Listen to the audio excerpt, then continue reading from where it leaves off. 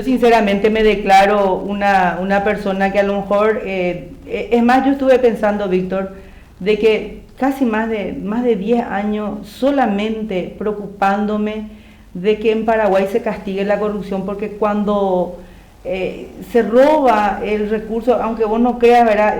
Disminuye todo, disminuye la calidad de alimento.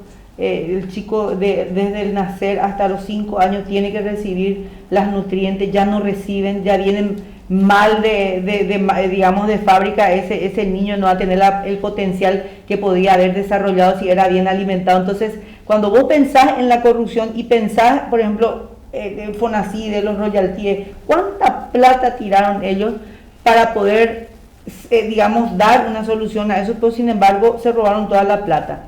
El que tiene más en Paraguay no paga, y lo poco que tenemos se roban, la gente sufre todo eso que vos decís. Entonces lo único que nos resta es decir que yo puedo hacer. Yo soy madre de 2 jóvenes excelentes, el mayor es médico y el más chico se está recibiendo también de médico. Tengo un matrimonio de 34 años, digamos, bien consolidada en la profesión también. Entonces cuando me doy cuenta que yo tengo todo aquello que a muchos, por ejemplo, de repente le cuesta, ¿verdad? Porque tengo personas así que pasan, digamos, malos ratos en situaciones donde una cosa falta y la otra no hay, etcétera.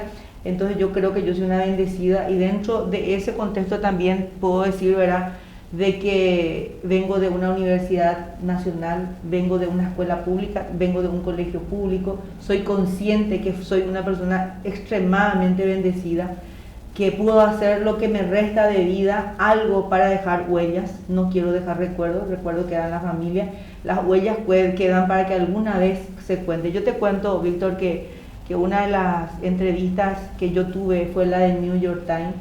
En el año 2018 ellos me hicieron una larga entrevista en donde ellos se sorprendían cómo nosotros con ollas y huevos y papel higiénico habíamos tumbado toda una estructura que estaba tomado en Paraguay, y varias otras personas que probablemente desde afuera veían, porque justamente Paraguay es un país de largo silencio, un país que no reacciona, un país que sabe sufrir, un país que vive de rodillas muchas veces. Entonces romper ese esquema y decir, voy a hacer esto y no sé cómo voy a solucionar el resto, no sé, no tengo idea, pero yo sé, te puedo asegurar de que hoy las cosas están cambiando en el Poder Judicial. ¿Sabes por qué, Víctor? Porque antes los jueces, yo no descubrí que dentro del Poder Judicial había recursos humanos, de que había jueces y que hay algunos fiscales, pocos, pero que se están animando más ahora. Que cuando me llaman y me dicen, yo ahora tengo una excusa, porque la presión, ellos mismos dicen, estoy sumamente presionado y tengo que hacer lo correcto. Y esto que ustedes hacen de controlarnos nos da cierta libertad para hacer. Cuando escuchamos eso, cuando vemos reacciones de jueces que llevan a juicio oral, que condenan ejemplarmente, y cada vez es peor para los corruptos, yo te puedo decir que estoy satisfecha. Y no sé cómo se puede solucionar el resto de lo que te preocupa, de lo que me preocupa, pero yo creo que desde el Congreso debemos abordar más esos temas que es de interés general. Bueno, María Esther, yo creo que está llegando el momento de acabar este programa. Ha sido un placer enorme charlar contigo, intercambiar ideas. Y la última pregunta que te quisiera hacer es, si te eligen, ¿qué vas a hacer? ¿Qué vas a priorizar? Ya sé, la lucha contra la corrupción, pero ¿desde qué, cómo, con qué aliados, en la política, en lo económico y en el sector civil, en la sociedad civil? ¿Cómo vas a hacerlo? ¿Qué vas a hacer? Bueno, yo voy a aplicar el artículo 3 de la Constitución, que habla el control del legislativo con relación a los otros poderes del Estado. Me voy a enfocar muy, digamos, puntualmente en la justicia.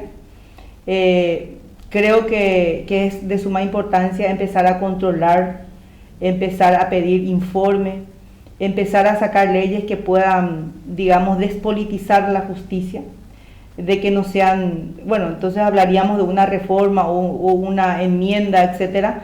Hay que ver también esa posibilidad de garantizar esa independencia que hoy necesita el poder judicial, porque hoy son los senadores, son los digamos diputados o una parte de la clase política la que tiene que elegir al fiscal, la que tiene que elegir al ministro, o el que tiene que elegir al ministro, etcétera. Entonces eso es un punto también que tendríamos que abordar desde el legislativo. Pero básicamente yo querría, ¿verdad?, sacar leyes de fortalecimiento de la sociedad civil. Yo quiero trabajar con los líderes sociales, en donde, como te dije, cuando ellos se sienten muy solos, no son capaces también de seguir la lucha, se animan a iniciar, pero después dejan por el camino. Entonces, empezar a fortalecer la sociedad civil, hacer normas o pensar en una reforma que dé cierta independencia al Poder Judicial para que no dependa ni presupuestariamente también del Poder Legislativo. Yo creo que eso hay que apuntalar, porque para mí todo ese cambio estructural que queremos hacer depende mucho de la justicia. Si nosotros tenemos una justicia implacable, no vamos a tener un presidente corrupto, no vamos a tener un ministro corrupto del Ejecutivo, ningún intendente, etcétera. Después me gustaría también adecuar algunas normas. Tenemos la puerta giratoria, tenemos la delación premiada, para que por lo menos empiecen a utilizar las herramientas que otros países están usando para poder dar con los verdaderos criminales que hoy están destruyendo nuestra frágil democracia. Yo puedo hablar como habla el resto y siempre me cuesta mucho pensar en digamos lo que le importa al día a día a la gente, el colectivo, cómo está funcionando, la seguridad en las calles. Todo eso también es de mi interés. Pero si nosotros no combatimos a la autoridad corrupta, no vamos a poder. Si nosotros no fortalecemos la sociedad civil, no vamos a poder. Nosotros estamos haciendo una prueba en los distritos en donde el líder empieza a involucrarse hasta en las comisarías, en donde pide al comisario o la comandancia quién es el comisario que vino en su distrito, quiénes son los policías que están, cuál es el legajo que tienen ellos, quiénes son los médicos que están, quién es el director que está en el centro de salud, cuáles son los medicamentos que llegan, el horario que cumplen. Entonces, cuando vos trasladás el control en el ciudadano afectado, empieza a darse esos cambios, Víctor, empieza a darse esos cambios. Por eso que yo hablo de la ley, un proyecto de ley que fortalezca y que le dé autoridad también a la sociedad civil y todo aquello que pueda mejorar la calidad de vida. Creo que tenés razón en el tema de que la democracia representativa no es suficiente. No. Generalmente los representantes o las representantes que llegan hasta allá se olvidan después de la gente que le votó. Para consolidar esa democracia representativa, fortalecerla, es necesaria la democracia participativa. La gente tiene que participar. La sociedad.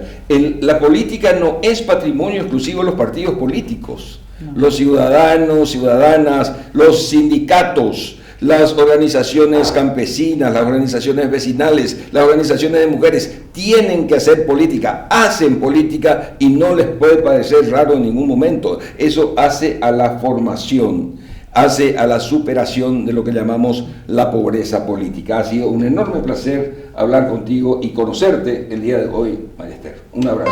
Gracias.